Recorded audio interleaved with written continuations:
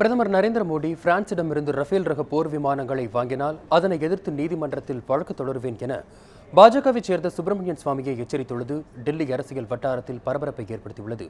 அவரது கருத்தை நிராகரித்துள்ள பாதுகாப்புத்துறை அமைச்சர் மனோகர் பாரிக்கர் ரஃபேல் ரக போர் விமானங்கள் 2 ஆண்டுகளில் இந்திய விமானப்படையில் சேர்க்கப்படும் என்று தெரிவித்துள்ளார்.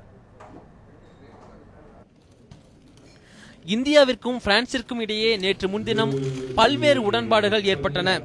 அவற்றில் பிரான்ஸ் நாட்டிடமிருந்து 36 ரஃபேல் ரக போர் விமானங்களை இந்தியா வாங்குவதும் ஒன்று. பிரதமர் மோடி இதற்கான அறிவிப்பை பிரான்ஸ் அதிபர் முன்னிலையில் வெளியிட்டார். இந்த நிலையில் மத்திய அரசு ரஃபேல் போர் விமானங்களை வாங்குவதற்கு பாஜகவை சேர்ந்த சுப்பிரமணிய சுவாமியே கடும் எதிர்ப்பு தெரிவித்துள்ளார்.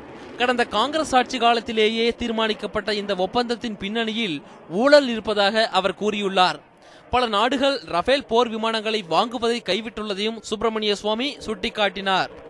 மோடி அரசு தனது முடிவை மாற்றிக்கொள்ளாவிட்டால் நீதிமன்றத்தில் வழக்கு தொடர்வேன் என சுப்பிரமணிய சுவாமி எச்சரித்துள்ளார்.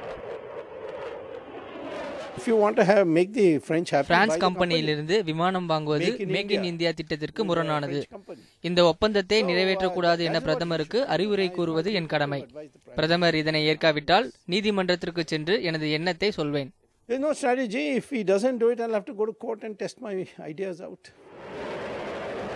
சுப்பிரமணிய சுவாமியின் இந்த கருத்தை மேற்கோள் காட்டியுள்ள தேசியவாத காங்கிரஸ் உள்ளிட்ட கட்சிகள் ரஃபேல் ஒப்பந்தத்திற்கு பின்னால் எந்த நிர்பந்தமும் இல்லை என்பதை மத்திய அரசு தெளிவுபடுத்த வேண்டும் என வலியுறுத்தியுள்ளன.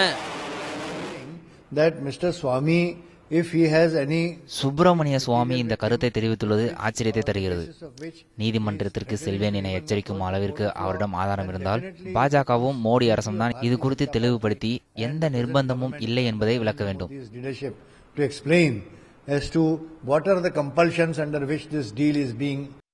இதற்கிடையே ரஃபேல் போர் விமான ஒப்பந்தம் தொடர்பான குற்றச்சாட்டுகளை மறுத்துள்ள பாதுகாப்புத்துறை அமைச்சர் 2 ஆண்டுகளில் இந்த விமானங்கள் இந்திய படையில் சேர்க்கப்படும் என்றார்.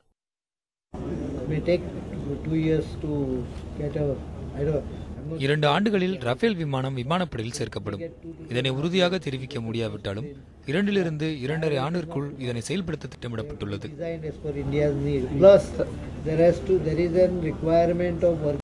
இந்திய ராணுவத்திற்கு ஆயுதங்களையும் தளவாடங்களையும் வெளிநாடுகளில் இருந்து வாங்குவது ஏற்கனவே பல்வேறு சர்ச்சைகளை ஏற்படுத்தியுள்ள நிலையில் ரஃபேல் விமான ஒப்பந்தமும் அந்த பட்டியலில் இடம்பெறுமா என்ற கேள்வி எழுந்துள்ளது.